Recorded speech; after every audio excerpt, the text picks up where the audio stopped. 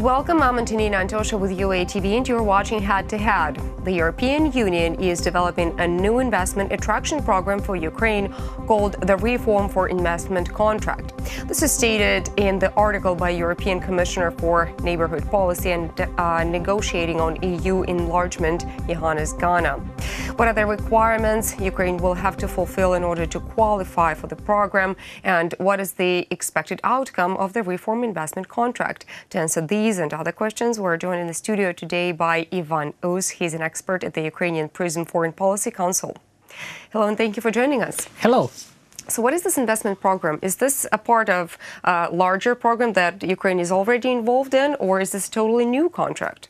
So actually, for understanding the reason of appearance of such an article, first of all, because just an article as for this moment, we should understand the simple fact that starting from the period of our process of signing the deal for association with the European Union, the question of the reason why the EU should help Ukraine was one of the top questions. So why actually Ukraine is needed, we can understand, but why the EU is needed? Okay, why does EU need to help Ukraine? As for me, one of the main reasons for the EU to really start help Ukraine is the strategy of the so-called Western countries to help countries that surrounded Russia to be more successful, just because it's something like an ideological competition, as it was in basically to put Russia in its place. Yes. Okay. So because in the time of the Cold War, it was a battle of ideologies. And the Western countries, first of all, the United States of America, always tried to attract other countries to be in their camp, but not in the Soviet Union. Practically, the situation is still the same as of now, that Western countries really want to see Russia surrounded by, let's say, it's powerful countries? Yes, that it means that the countries that surrounded Russia should demonstrate, first of all, to Russians that the way of pro-Western policy is more successful than the way of being opponent to West. Because Russia sometimes tries to say that we are against the Western countries, we are against the globalization, we are against all the Western values. So we have our own values. But for West, it's important to explain to them, showing the example of some countries, that it's a wrong idea. And if those countries like Ukraine will be economically successful, of course it creates a very serious pressure on Russians, which can say to, first of all, think for themselves and say to its government, if it's possible, of course, that we want to have the same way, the same pro-Western way, as it was actually in the 90s, when the Russia actually tried at least to be a part of West. Then after some political changes, and as one of Russian leaders wrote in one of the articles a month ago approximately, that they need a special way, not Oriental way, not Western way, but Russia own way. But West tried to say that it's a wrong idea. That's why they created several programs. This idea is just one of the programs, because we should understand that the main idea to help Ukraine, so-called a new Marshall Plan. The Marshall Plan, it's a plan that appeared after the end of the Second World War, when the United States of America want to help Europe to rebuild. So basically, this investment contract is a part of the bigger Marshall Plan, right? For me, yes. For me, at least. And for Ukraine? Yes, yes, and for Ukraine, of course, too, that it will be, I wish to be that it will be, a large plan of supporting Ukraine, but at least some sign that Europe is not tired of Ukraine. Because sometimes we hear from our politicians that for Europe, Ukraine lost its significance, that if 2014-15 Ukraine was important just because they see the conflict, but in 16-17 when they see that this military conflict has hardly injured Europe, because initially no one knows where will be the end of this military conflict. Probably that's because Europe hardly got involved in the conflict. Yes, of course, but as for now, of course, they need to show, even for as for locals, as for, of course, Ukraine, that they not forgot about us, that they think how to help, and the reason why they want to do that is really, as I said before, target to surround Russia by economically successful countries. Okay, how will this contract, or being a part of a bigger Marshall Plan, make Ukraine economically successful? First of all, now, and for me it's good that he said in this article that from some financial donation, they want to change this tactics for giving some serious advices, even not at the words, but probably even explaining that you should do that, and that's why we proposed you such a programs, because we know that it's something like a charity situation. When you, on the one hand, you can give money and say that I give money for charity and that's all. On the other, you want to think what to do for some group of people to really to help them. So as for me, now Europe tried to say that from the idea just to give money and forgot about that, they want to change the tactic and really giving some ideas, explaining that you should change that in your management, that and that. Okay, what should Ukraine give in return? In return, as for me, they want to see us really economically successful as the part of this European continent. Are there any specific qualifications that Ukraine should fulfill? Ukraine, now actually in this article we see 3 targets that they think that we should do. Which are?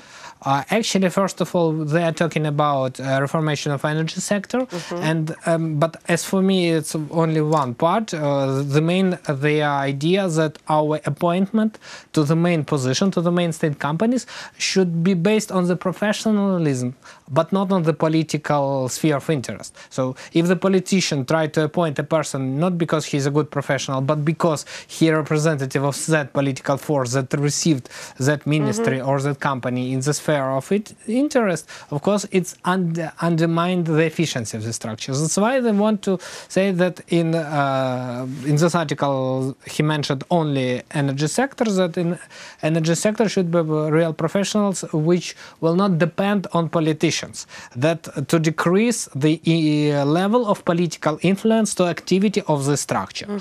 Second, their target, as he wrote, it's about Marshall.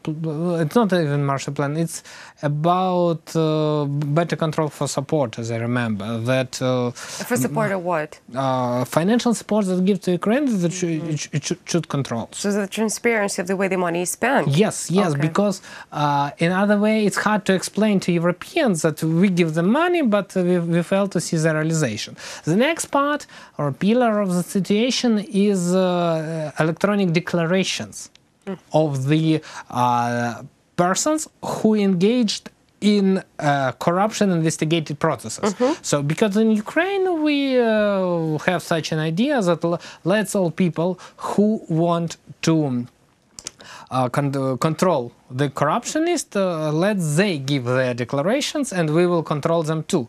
But European institutions try to say to us and constantly saying to us that this requirement is for state officials, but is not for the non-governmental sector. And the idea of Ukraine to spread this declaration to the NGO sector, it's a wrong idea.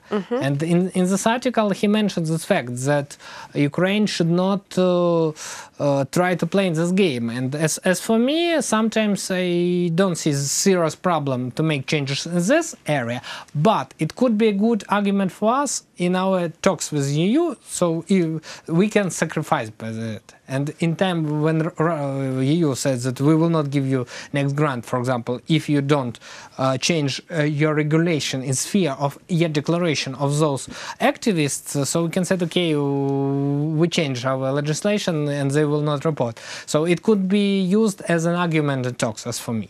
So, but it's my idea. Okay, how much money are we talking about here? So, in this article he mentioned figure 50 million euros, but even in this article he said that everyone understands that it's extremely modest figure because really economy needs more. If we look to the investment that, for example, Western Germany gives to former Eastern Germany, former GDR, we see more than $100 billion, but first of all, it was Germany, we should understand that.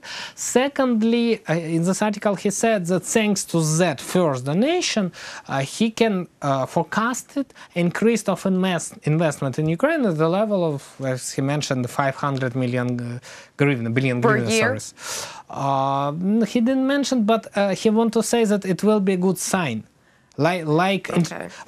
No clarity here, actually, but okay. Yeah, so it's like, for example, if we are talking about the main creditor in the world, the International Monetary Fund, some people said that IMF is the best credit rating agency in the world. So if IMF, clearly, it's the biggest one. Yes, it means that if they give money to you, it means that other people so can give you money.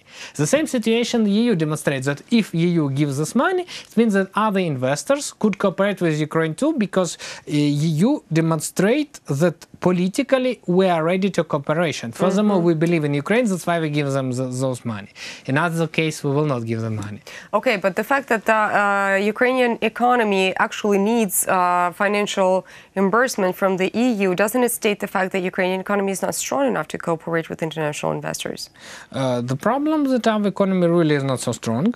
Really, we need those credits because the most successful countries, they don't need any support because they can survive. Self-sufficient. Yes, self-sufficient. But for Ukraine, really, we needed only because, not only of course, but after the war that starts in 2014, of course, our economy was seriously damaged because the Donbas region was one of the most economically considered developed, but at least a region that gives a lot of export, a lot of part of our economy, and we lost it. It was also the region that got the biggest and the most numerous dotations from the government. Yes, of course. On the one. So, on the scale of being unequal here, you know, that actually raises questions. Yes, a lot of people said that on the one hand they give some export, on the other it was a really large donation. But first of all, at first, the military conflict means that we direct a large quantity of money for this purpose. So money that could be oriented theoretically for development purposes, for creating of some new job places, for building of new companies or so on. Okay. All right. 50 million euros you mentioned, yes. right? He mentioned. He mentioned. Okay. The sum is obviously going to be divided in tranches. For how long, which is the period of time that Ukraine is going to get this money? So he just said about this figure, so we will see. Of course, theoretically, as IMF credit should be divided into several tranches, and receiving of the next figure means that we should do something. It's very, very good approaches for me that they are not giving money like, for example, Russia once gave to Yanukovych in 2013, so we give you, that's all. Now they give money, but saying that, for example, if the figure even 50 million, so I don't think that will be immediate. But on the other hand, it's not, as I said, it's not such a big figure. That's why theoretically they could give it. But as for me, better to divide it into several tranches and saying that, okay, we give you those pillars, those targets. So if you success in one of them, we give you some part. And of course, politically, we explain to other potential investors that you see, we make first steps, so you can join. Is there an opportunity to prolong this investment contract once we fulfill all the obligations and we get that 50 million, but we're still successful and there is also room for improvement? Is there a chance we can prolong that contract? Of course. In case of successful execution of all those targets, I'm not sure that will be other contracts, but as I said, it's just a part. Because as for me, Marshall Plan is more important. Because Marshall Plan requires more serious investment, $5 billion per year, as I remember figure. And that plan really oriented for rebuilding of Ukrainian economy. Because that article, as for me, is have more political meaning than economical, when he just give a signal that we still care about Ukraine, we still think that we can cooperate with it. That's why we give some small figure, but it's demonstration of our goodwill to Ukraine. Okay, well, thank you so much for coming here and clarifying this all for us. That was Ivan Uz. He is an expert at the Ukrainian Prism Foreign Policy Council. Thank you so much for joining. Stay tuned with UATV.